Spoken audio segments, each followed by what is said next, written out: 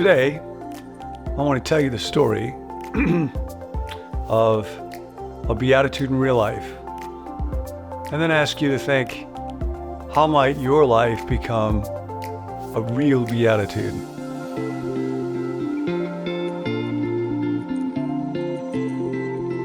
Greatest teacher who ever lived, the greatest talk ever given, said, what's insurmountable in this world, not your problems, your challenges, your pain. We're going to read about those today. It's the actual, real, available presence of God's kingdom, God's love and God's care with you right there. Every teacher has wrestled with what is the good life and who is it available to. No one has ever impacted the world the way that Jesus did, and his answer was the good life is the life that is lived permeated by the love of God.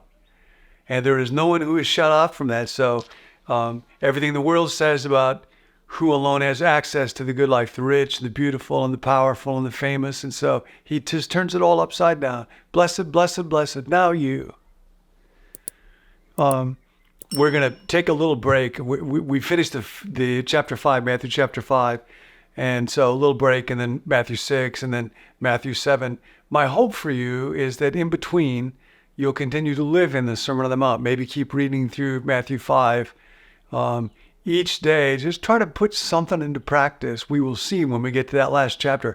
Jesus just hammers on, man, if you think it does any good to hear my words and not put them into practice, your house is going to fall apart. You are going down the wrong road. You got the wrong kind of tree.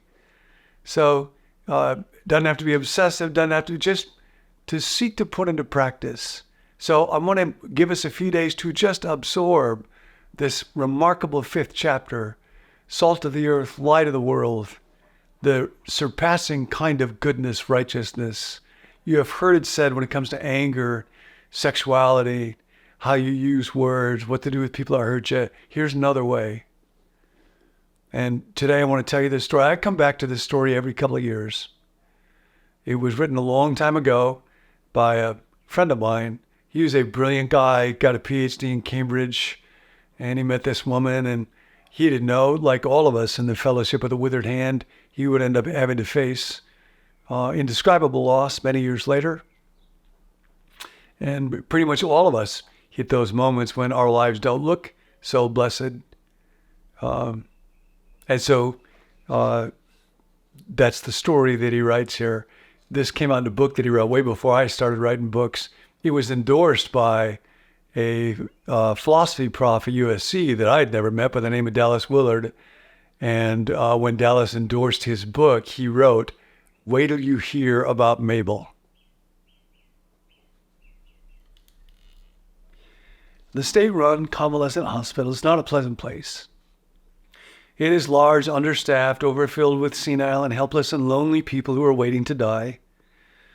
On the brightest of days, it seems dark inside and smells of sickness and stale urine.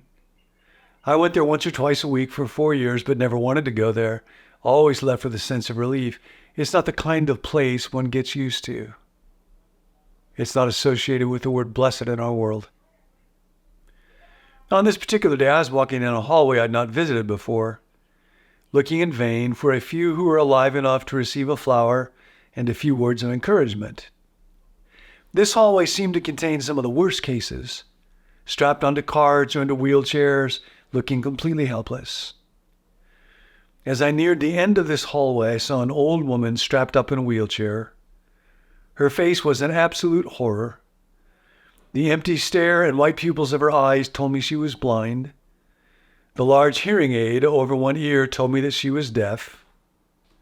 One side of her face was being eaten by cancer. There was a discolored and running sore covering part of one cheek, and it had pushed her nose to one side, dropped one eye, distorted her jaw, so that what should have been the corner of her mouth was the bottom of her mouth. As a consequence, she drooled constantly. I was later told that when new nurses arrived, the supervisors would send them to feed this woman, thinking if they could stand this sight, they could stand anything in the building. I also learned later that this woman was 89 years old and that she had been here, bedridden, blind, nearly deaf, and alone for 25 years. This was Mabel. Blessed? Blessed? What world do we live in? I don't know why I spoke to her. She looked less likely to respond than most of the people I saw in the hallway. But I put a flower in her hand and said, "Here's a flower for you. Happy Mother's Day." She held the flower up to her face and tried to smell it, and then she spoke, and much to my surprise, her words, although somewhat garbled because of her deformity, were obviously produced by a clear mind. She said, "Thank you, it's lovely, but can I give it to someone else? I can't see it, I'm blind." I said, "Of course." I pushed her in her chair back down the hallway to a place where I thought I could find some alert patients. I found one. I stopped the chair. Mabel held out the flower and said, "Here, this is from Jesus." That was when it began to dawn on me. This is not an ordinary human being. Blessed, blessed. Later, I wheeled her back to her room and learned more about her history. She'd grown up on a small farm that she managed with only her mother till her mother died. Then she ran the farm alone until 1950, when her blindness and sickness sent her to the convalescent hospital. For 25 years, she got weaker and sicker, constant headaches, backaches, stomach aches, and then the cancer came. Her 3 roommates were all human vegetables who screamed occasionally but never talked. They often soiled their bedclothes. And because the hospital was understaffed, especially on Sundays when I usually visited, the stench was often overpowering. Mabel and I became friends over the next few years, and I went to see her once or twice a week for the next 3 years. Her first words to me were usually an offer of hard candy from a tissue box near her bed. Some days I would read to her from the Bible, and often when I would pause, she would continue reciting the passage from memory word for word. Other days I would take a book of hymns and sing with her, and she would know all the words of the old songs. For Mabel, these were not merely exercises in memory. She would often stop in mid-hymn and make a brief comment about lyrics she considered particularly relevant to her own situation. I never heard her speak of loneliness or pain except in the stress she placed on certain lines in certain hymns. It was not many weeks before I turned from a sense that I was being helpful to a sense of wonder, and I would go to her with a pen and paper to write down the things she would say. During one hectic week of final exams, I was frustrated because my mind seemed to be pulled in 10 directions at once with all the things I had to think about. The question occurred to me, what does Mabel have to think about? Hour after hour, day after day, week after week, not even able to know if it's day or night. So I went to her and asked, "Mabel, what do you think about when you lie there?" And she said, "I think about my Jesus."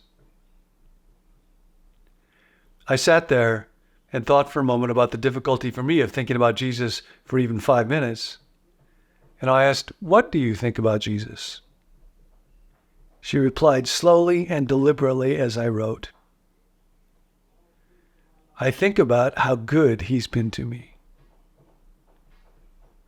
Blessed, blessed, blessed.